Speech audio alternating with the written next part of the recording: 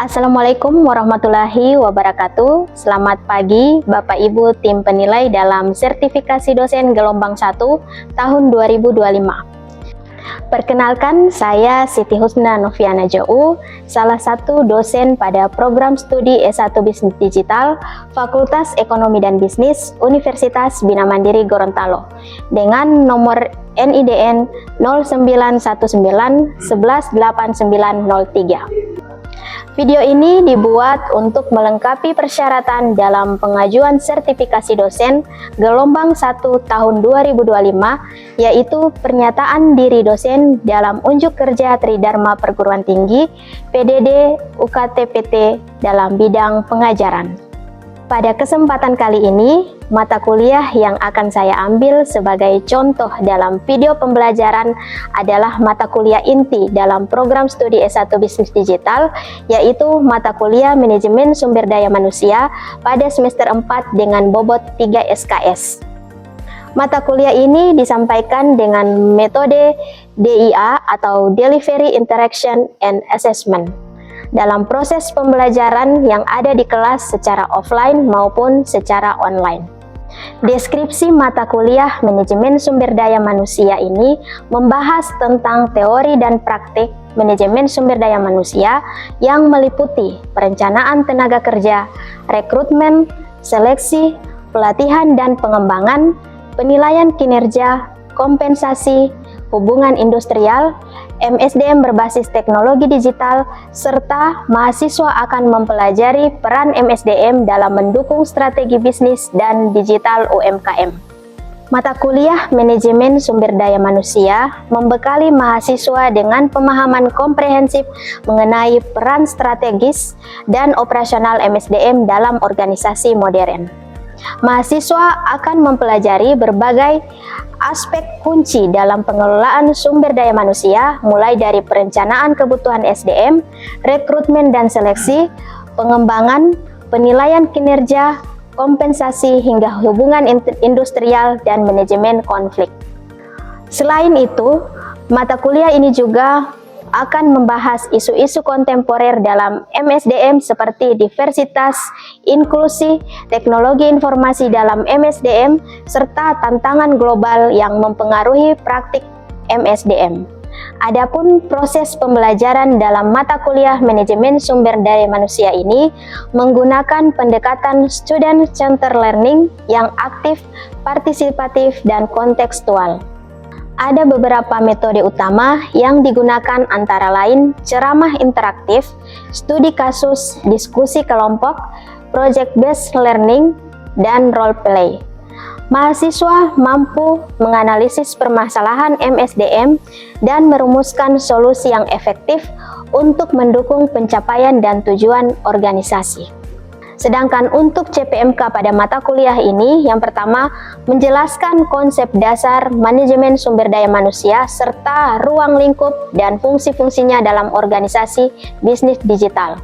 Yang kedua, menganalisis proses perencanaan kebutuhan tenaga kerja dan penyusunan uraian jabatan berbasis sistem informasi dalam bisnis digital. Yang ketiga, menerapkan strategi rekrutmen dan seleksi berbasis teknologi digital dalam rangka pemenuhan kebutuhan sumber daya manusia. Yang keempat, menyusun program pelatihan dan pengembangan sumber daya manusia untuk peningkatan kompetensi karyawan pada organisasi digital. Kelima, menjelaskan dan mengevaluasi sistem penilaian kinerja berbasis KPI atau Key Performance Indicator dalam sistem digital lainnya.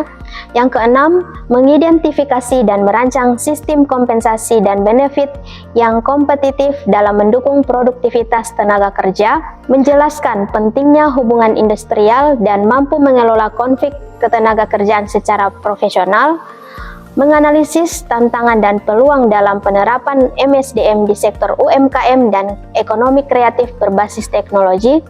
Selanjutnya, merancang strategi pengelolaan SDM yang selaras dengan tujuan bisnis digital dalam teknologi informasi. Yang terakhir, mengintegrasikan prinsip-prinsip etika, hukum ketenaga kerjaan, dan nilai budaya lokal dalam praktik manajemen sumber daya manusia. Pada mata kuliah ini, kami mengangkat topik pembahasan yang menarik karena tidak hanya mengacu pada teori, tetapi juga menggabungkan dinamika perkembangan zaman dan industri pada masa kini. Pada mata kuliah ini, aspek penilaian terdiri dari beberapa poin yang terdiri dari yang pertama, kehadiran sebanyak 10%, tugas 15%, ujian tengah semester 25%, ujian akhir semester 30%, dan sikap 20%. Berikut ini adalah contoh video proses pembelajaran mata kuliah Manajemen Sumber Daya Manusia di dalam kelas.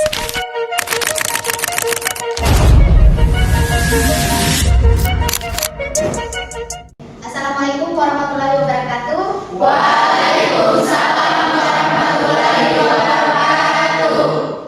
Apa kabar hari ini? Baik. Sehat ya? Sehat. Sebelum memulai, silakan teman-teman sekalian mengisi absen di LMS. Baik. Sudah selesai mengisi absennya? Sudah. Sebelum kita memulai perkuliahan pada hari ini, baiknya kita berdoa dulu ya. Saya minta Deden untuk memimpin doa pada hari ini. Silakan. Baik, teman-teman, sebelum kita memulai perkuliahan, baiknya kita berdoa untuk kepercayaan masing-masing. Doa mulai. Berdoa selesai. Oke, sebelum memulai materi pada hari ini, saya mau review kembali. Ada yang masih ingat materi kemarin? Oke, Aus, silakan. Tentang analisis dan perencanaan jabatan. Oke, analisis perencanaan jabatan itu yang bagaimana?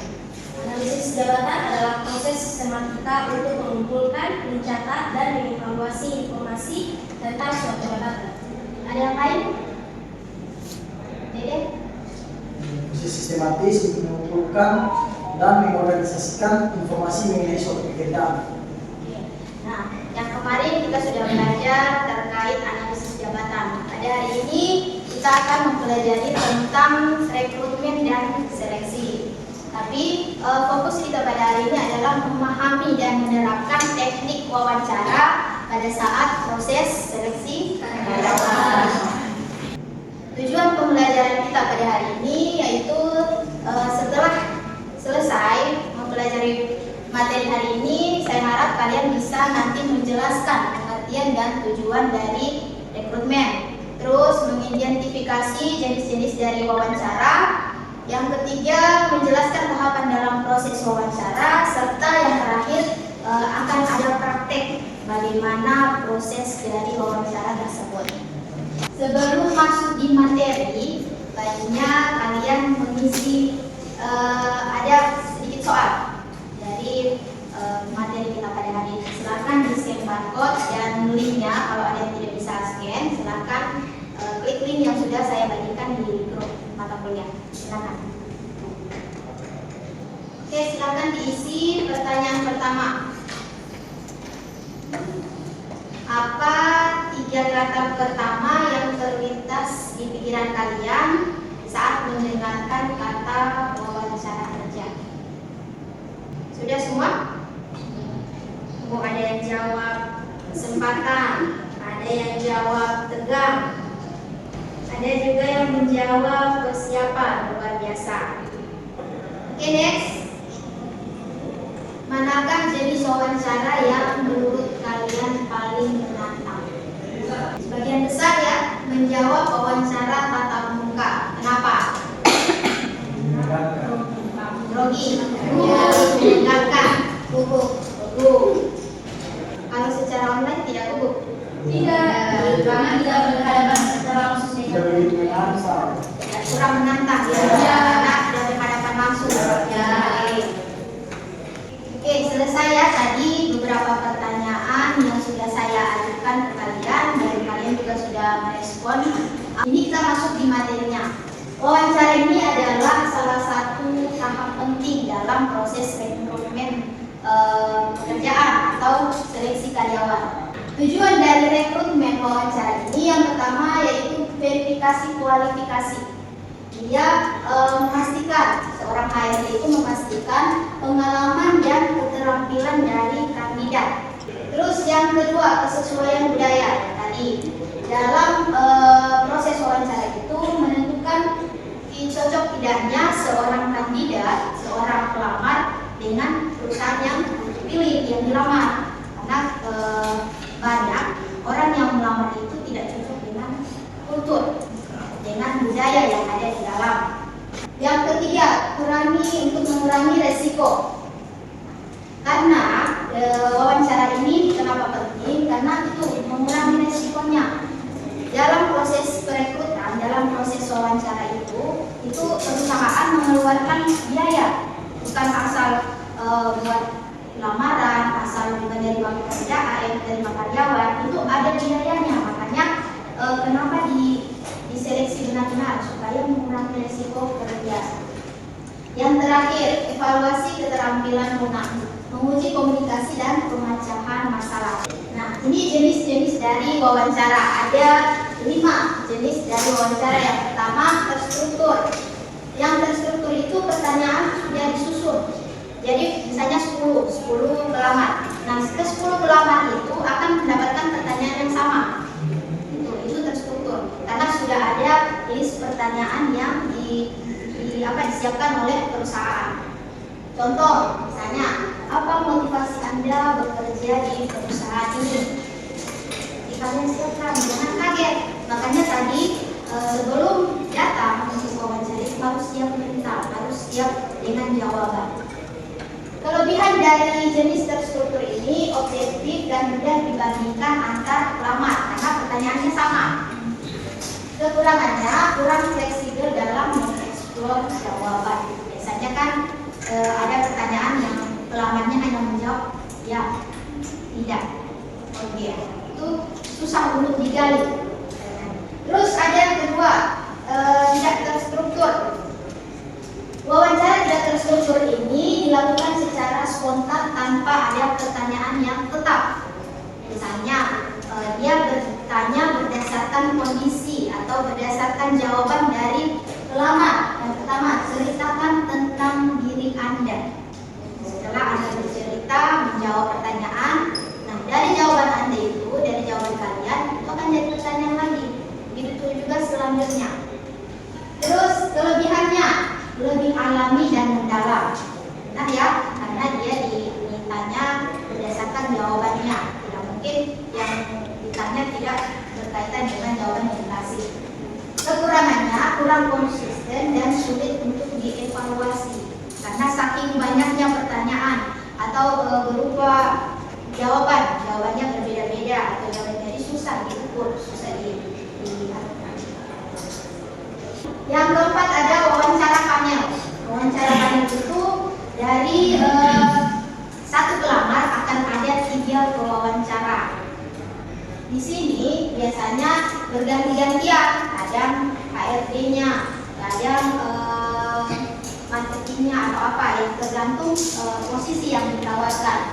Terus kelebihannya, penilaian lebih komprehensif. Nah, kekurangannya bisa membuat kandidat merasa terintimidasi. Kenapa merasa terintimidasi? Ada yang tahu? Kenapa di wawancara panel ini? Oke, Aul silakan. Satu berlawan 3. Oke, karena kenapa dia merasa terintimidasi? Banyak pertanyaan yang bertubi-tubi atau banyak pertanyaan yang bertubi pada dia sendiri. Dari pertanyaan, ceritakan tentang diri Anda. Ada yang bisa menjawab? Oke, silakan Yanti. Jadi awal yang saya akan ceritakan tentang diri saya itu perkenalkan nama, tempat lahir, awal saya, latar belakang pendidikan saya, serta motivasi saya di bidang tersebut. Oke, benar ya. Itu adalah gambaran jawaban dari pertanyaan. Ceritakan tentang diri Anda. Yang selanjutnya adalah apa kekuatan dan kelemahan terbesar Anda. Ini adalah pertanyaan kunci yang sering ditanyakan oleh seorang HRD. Tujuannya apa? Untuk menilai kesadaran diri dan area pengembangannya. Biasanya kan ada kekurangannya, misalnya tidak bisa dibawa tekanan. Kalau mau ada tekanan, biasanya saya contoh ini ya. Biasanya Pak, saya kalau di tekanannya terlalu kuat, saya mau pingsan. Oke. Atau biasanya saya ini Pak, cepat mudah atau mudah tersinggung. Itu harus diungkapkan supaya apa? Seorang HRD atau seorang pewawancara bisa tahu kalian punya sifat itu bagaimana. Tidak sembarangan kasih ini tempat. Yang ketiga, mengapa Anda tertarik pada posisi ini? Ada yang tahu jawabannya? Silakan. Dede? Oke. Jadi pertanyaannya, mengapa Anda tertarik pada posisi ini? Kalau itu ada posisi saya akan menjawab kenapa saya tertarik pada posisi, misalnya pada posisi marketing.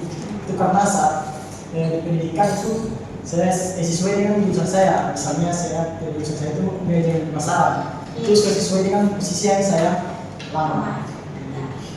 Ya, itu gambaran pertanyaan.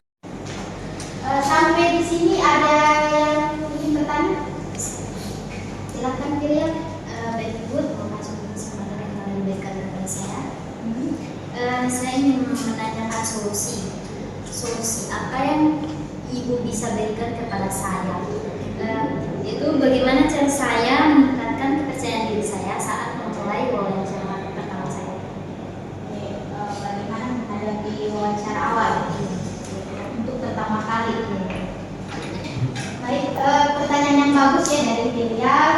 Bagaimana cara kita menghadapi wawancara awal atau wawancara perdana kalian pada saat melamar pekerjaan? Ini ada beberapa. Yang pertama, lakukan dulu riset tentang perusahaan yang kalian lamar. Tadi kan sudah saya jelaskan. Kira-kira perusahaan yang saya tuju ini bergerak di bidang apa? Posisi yang saya lamar itu bagian apa? Itu yang harus kalian pelajari. Karena kalian melamar di bank. Kira-kira banknya ini apa keunggulannya? Cari tahu. Terus yang kedua, latihan menjawab pertanyaan umum. Tadi kan sudah saya kasih gambaran dari pertanyaan-pertanyaan umum. Apa saja yang akan ditanyakan pada saat kalian wawancara. Jadi belajar itu, cara menjawabnya bagaimana, apa saja yang harus saya jawab ketika pertanyaan ini. Sudah harus siap. Tapi ingat, ada tadi kan ada jenis yang tidak terstruktur. Kalian harus siap dengan itu. Biasanya dari jawaban yang kalian jawab itu akan jadi pertanyaan. Jadi hati-hati. Yang ketiga, jujur dan profesional. Jawaban yang kalian sampaikan tidak boleh mengada-ngada. Misalnya mau bilang, saya Pak bisa bekerja 1 kali 24 jam. Atau saya Pak bisa bekerja di mana saja. Jangan. Nanti kalian tidak bisa diterima oleh mana itu kalau jawabannya seperti itu. Jadi harus tetap konsisten, harus jujur dan profesional. Yang keempat, berpenampilan rapi dan tepat waktu. Biasanya kalau kalian datang pada saat melamar itu, pada saat misalnya diundang wawancara, itu harus pakai jas kalau bisa, pakai kemeja putih atau kemeja warna apapun yang penting rapi. Rambut kalau untuk laki-laki disisir, pakai minyak rambut, pakai parfum, jangan sampai sama rasanya kamu dari siang hari toh, kalau kamu jangan. Terus sepatu harus perhatikan kalau yang kalian lamar itu adalah bank atau perusahaan itu harus pakai hati bagi perempuan minimal pantopel. Oke, harus perhatikan itu. Terus pakai rok atau rok atau celana kain, jangan pakai jeans. Laki-laki juga jangan pakai jeans, jangan pakai ini. Kan yang rapi.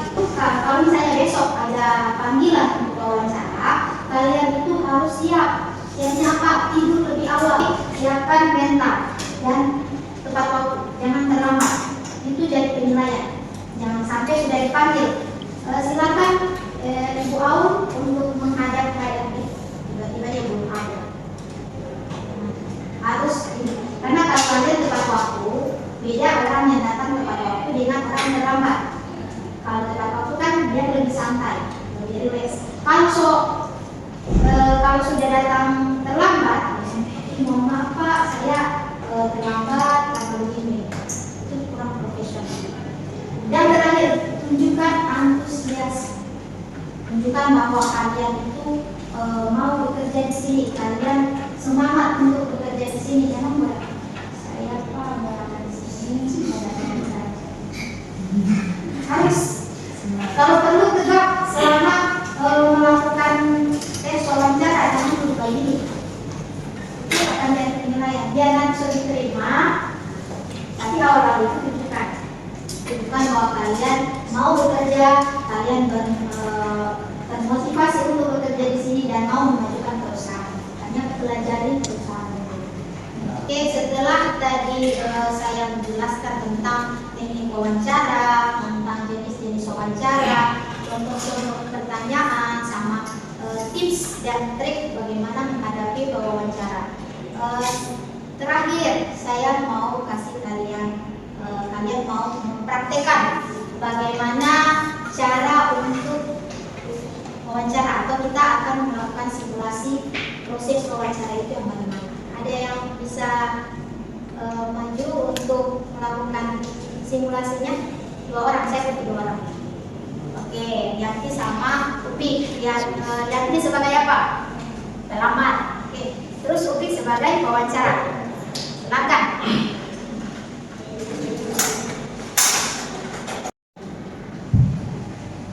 Permisi Pak. Ya, duduk silakan. Terima kasih. Sebenarnya ini sudah saya Pak, bisa diperiksa dulu. Saya periksa dulu ya. Dengan nama Rianti Maruf sebagai pelamar di perusahaan ini. Iya Pak. Bisa ceritakan tentang diri Anda dan latar belakang profesional Anda? Sebelumnya perkenalkan, nama saya Rianti Maruf. Saya lahir di Buko, tepatnya pada tanggal 14 Maret 2006.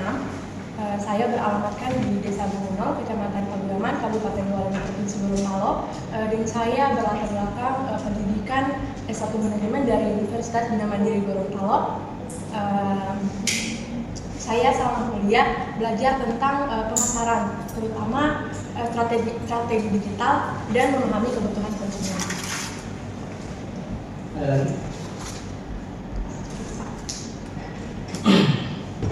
Apa motivasi Anda melamar di bagian ini? Jadi motivasi saya ingin melamar di bagian marketing itu karena saya ingin bekerja di bagian marketing karena saya suka dengan strategi dan ide kreatif yang nantinya akan menarik perhatian konsumen. Selain itu, saya ingin menggunakan ilmu yang telah saya dapat dari bangku perkuliahan untuk memajukan perusahaan. Bagaimana Anda memprioritaskan tugas dalam situasi deadline yang ketat? Jadi cara saya itu membuat daftar tugas berdasarkan tugas apa yang paling penting dan yang paling mendesak. Kemudian saya lakukan dengan satu persatu tanpa menjaga kualitas pekerjaan. Oke, baik cukup. Sesi wawancara telah selesai. Terima kasih telah hadir pada sesi wawancara hari ini. Sama-sama Pak. Jadi untuk info selanjutnya nanti akan diinfokan lagi di WhatsApp. Baik, terima kasih Pak. Itu saya tulis dulu Pak. Iya. Baik. Ya. Oke, itulah tadi simulasi singkat terkait proses dari wawancara. Kita beri aplaus dulu teman-teman. Sudah bagus ya, tadi ada sesi menjawabnya dengan bertanya tentang pengalaman. Itu kira-kira yang tadi itu jenis wawancara apa? Terstruktur atau semi terstruktur. Wawancara panel. Oke, wawancara panel. Sebenarnya harusnya 3 orang ya, tapi tidak apa-apa. Yang penting kalian sudah berani maju. Untuk yang lain, sudah perhatikan kan tadi? Ya. Nah, ke depan kalian harus bisa mempraktikkan dan menjawab apa saja yang akan jadi pertanyaan pada saat prosesi wawancara. Terakhir, kesimpulannya, kunci dari perekrutan yang sukses itu yang pertama evaluasi yang objektif. Jangan berat sebelah, misalnya dia keluarganya ini, keluarganya ini. Harus objektif. Walaupun dia keluarganya